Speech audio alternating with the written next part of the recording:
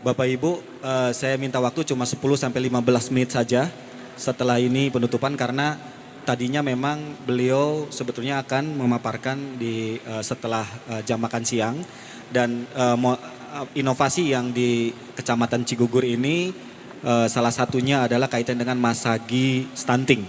Jadi mungkin Pak Camat kami persilahkan before after sebelum ada intervensi dari Pak Camat seperti apa, setelah dari intervensi program inovasinya seperti apa, dan mudah-mudahan ini bisa menularkan dan yakin juga di Bapak Ibu juga ada program-program yang hebat-hebat.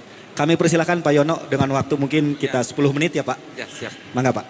Bismillahirrahmanirrahim. Assalamualaikum warahmatullahi wabarakatuh. Terima kasih Pak Aziz, insya Allah dalam tempo yang sesingkat-singkatnya itunya. Izin sharing kepada para senior, teman-teman camat. Barangkali saya kira di masing-masing kecamatan sudah ada program yang saya kira lebih baik. Cuma mungkin karena saya kebetulan disuruh menampilkan saja. Jadi mudah-mudahan sasireun sabenjeureun manawi sekedik aya nu tiasa dimanfaatkeun atau napi bermanfaat buat teman-teman semuanya. Saya namakan program di Cigugur adalah Cigugur Masagi Manting. Masyarakat sadar gizi aman dari stunting. Ini adalah goal kami tentang visi ke depan. Bagaimana sebenarnya yang stunting itu tidak selamanya ketergantungan dengan pemberian, tetapi akan ada kesadaran. Nah, kesadarannya ini dibangun seperti apa nanti akan kita jelaskan. Next. Ya, ini saya kira latar belakang sudah mungkin dijelaskan. Tadi ada di kaitan pasal 225 dan sebagainya. Saya kira sudah di ini kan. Tapi poin pentingnya ada di situ. Kami mulai dari SK Bupati tentang lokus stunting, Pak. Kami dasar hukumnya ada 2 desa yang ditetapkan sebagai lokus stunting. Mohon izin, enggak ada ini. Itu ada yang Desa Babakan Mulyan dan Desa Puncak. Itu yang keputusan Bupati Kuningan nomor 400 dan tentang penetapan wilayah dan desa kelurahan lokus penanganan stunting tahunan. Yang ini. Nah, saya kira dari situ. Nah, itu kami start dari situ. Nah, dari situ kami coba next, ya. Next. Nah, ini Pak, ini lokus stuntingnya. Kita ada 2 desa yang ditetapkan sebagai lokus stunting, ya Desa Babakan Mulya dengan start di prevalensi stuntingnya di 27,49%, kemudian Desa Puncak 24,44%. Tinggi sekali Pak. Kita saya kira ini udah rata-rata tinggi, lebih tinggi dari rata-rata nasional juga Jawa Barat. Next. Nah, ini standarnya Pak. Kita ada ini kita Desa Babakan Mulya yang juga Desa Puncak. Kita start di awal tadi 27,6% dan 24,9%. Ada 58 yang balita stunting, kemudian ada di Puncak ada 65 balita stunting. Kenapa kita ngambil 2 dulu? Pertama tadi memang betul dari SK Bupati. Yang kedua, kalau nyambung dengan teorinya Pareto 20%, 80% Pak. Biasanya mudah-mudahan ini kita bikin pola pekerjanya dulu di 20%, mudah-mudahan nanti di 80% bisa kita laksanakan. Next. Nah, ini pola kerja yang kita bangun ada 3 sebenarnya. Masagi Manting ini kita bagi 3 lagi. Ada pengolahan data. Kita namakan aplikasi Simanting, sistem pemantauan stunting.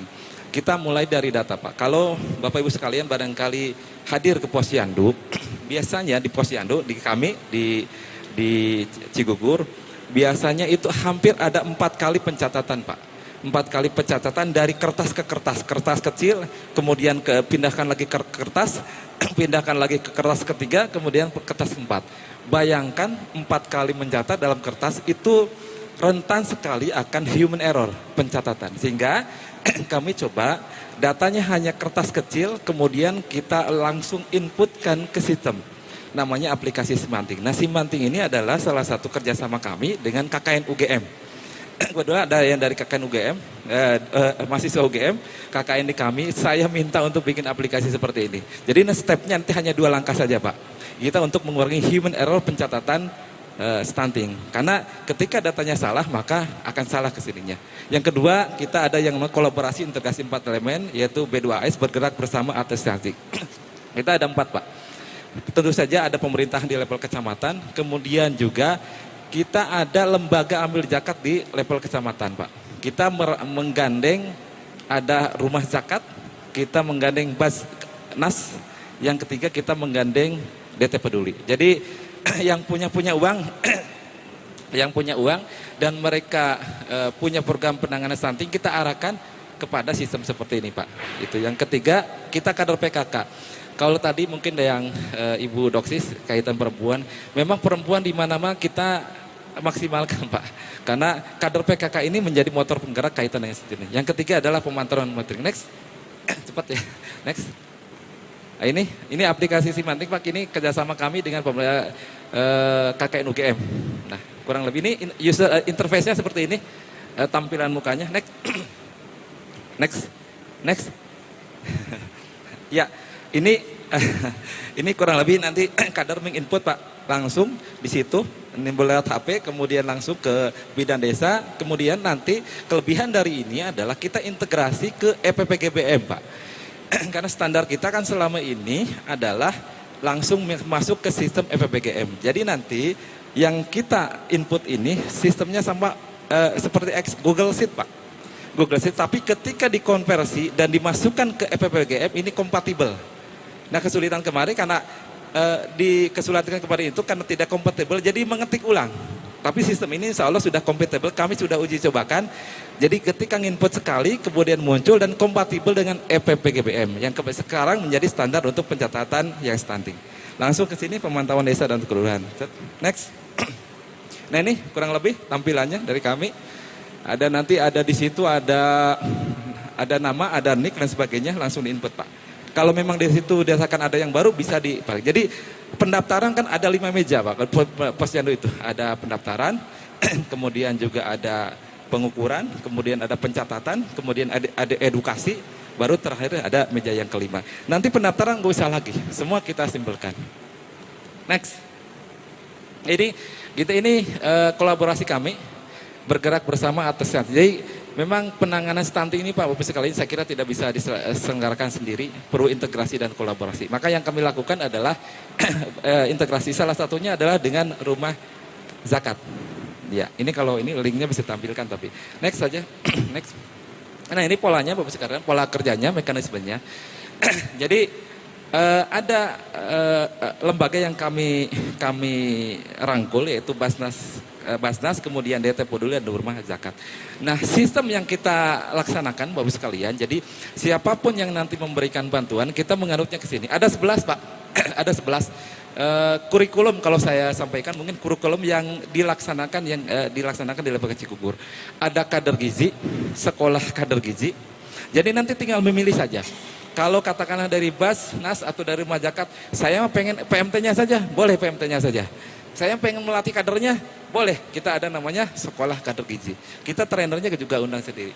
Kader gizi, sekolah kader gizi, kemudian dapur gizi, kemudian kebun gizi, kemudian juga ada PMT. Jadi PMT itu bagian dari 11 sistem yang kita bangun. Yang keenam posyandu, kemudian Toska, kelas ibu hamil, taman stimulasi, kelas gizi, wisuda ASI dan wisuda stunting.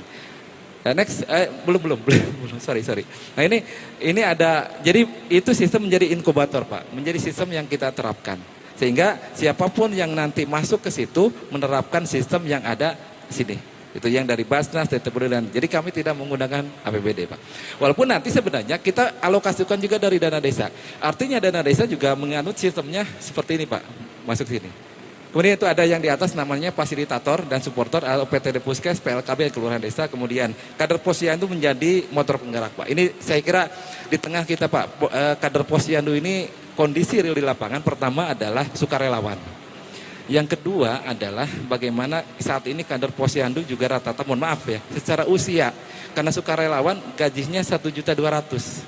Sabar, jujur, tawakal, tara, kukulutus, begitu.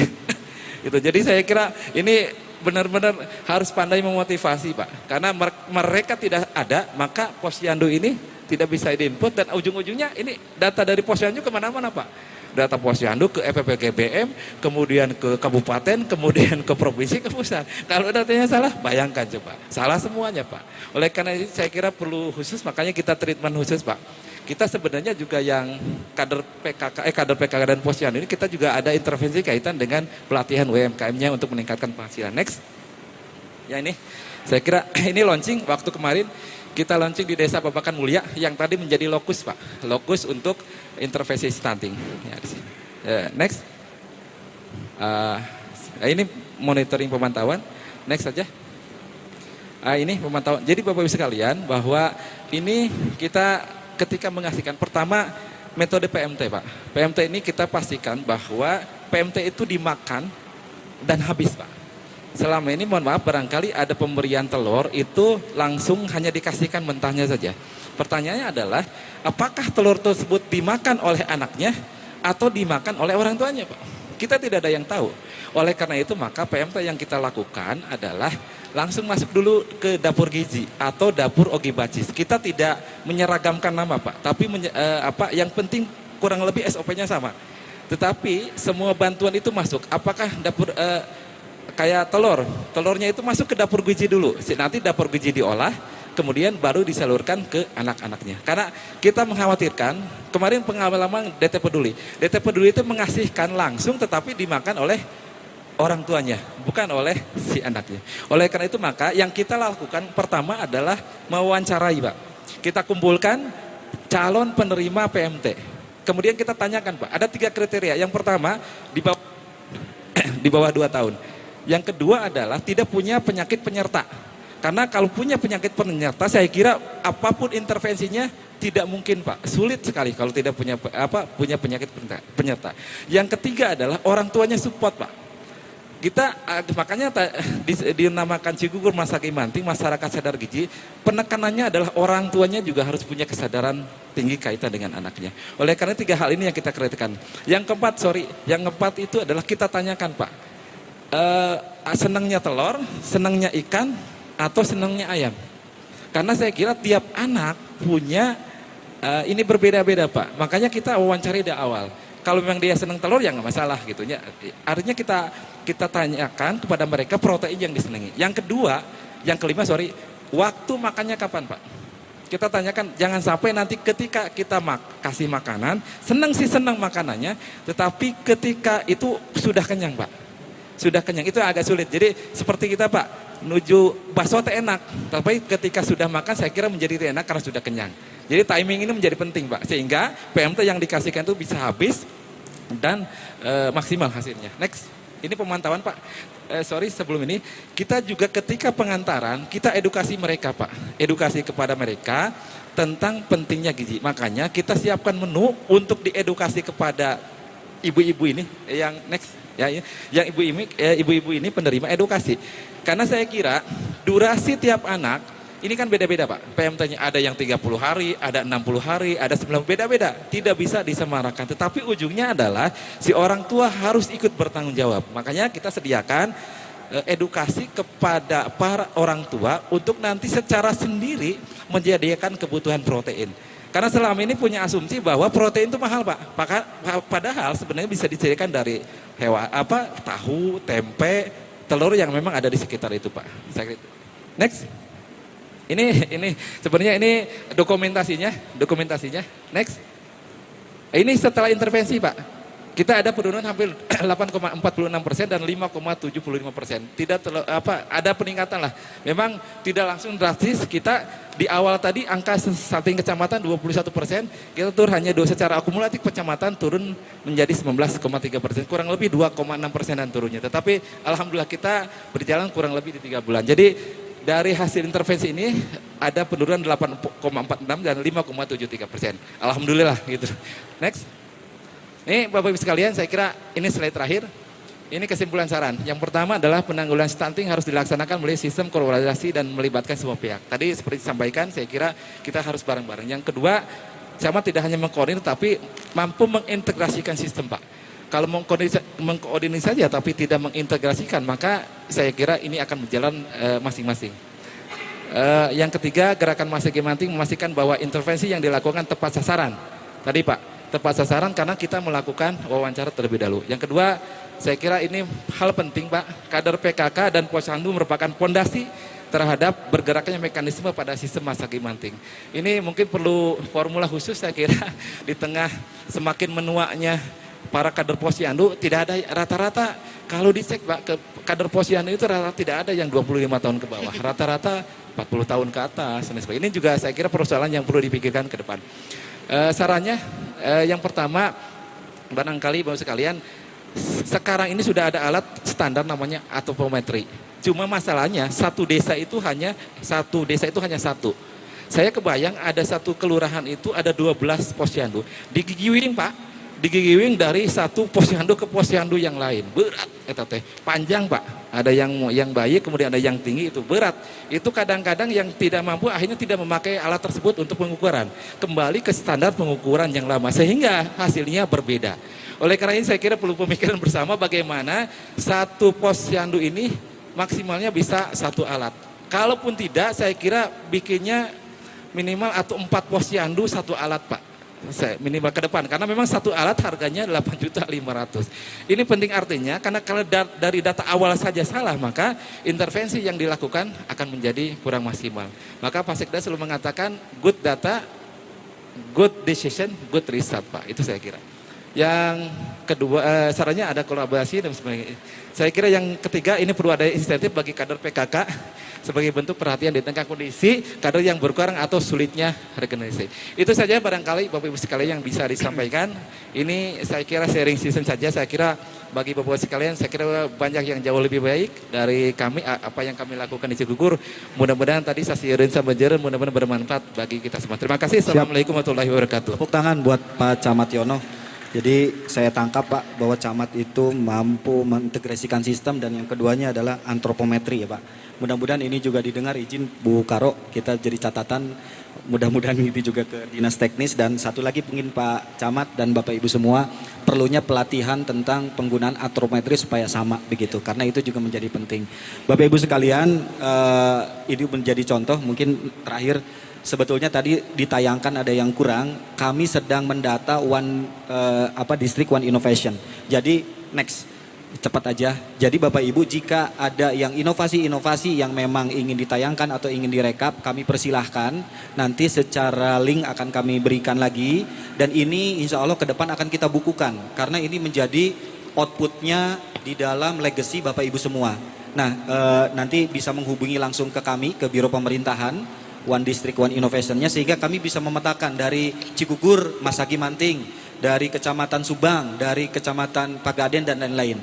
Karena hal ini juga sangat penting Bapak Ibu. Mungkin di antara yang hadir ini dan besok dan nanti yang ketiga ada inovasi-inovasi yang hebat juga Pak Yono ya, karena kami sadar Bapak Ibulah pelakunya, Bapak Ibulah yang pahlawan di lapangan, dan kami di provinsi tentunya mendorong bagaimana pola ataupun target-target dari Pak Bupati maupun dari Pak Camat termasuk juga dari pusat bisa terlaksana dengan baik.